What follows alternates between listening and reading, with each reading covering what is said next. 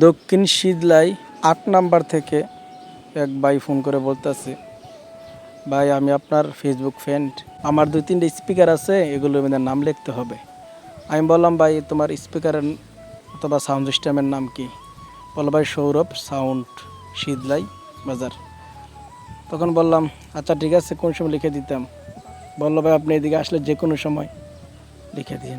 তখন রাতের বেলা বরদুশি আমার একটা কাজ ছিল, ওখান থেকে ওখানে চলে যাই। যাওয়ার পর গিয়ে দেখি ভাইটি আমার জন্য অপেক্ষা করতেছে।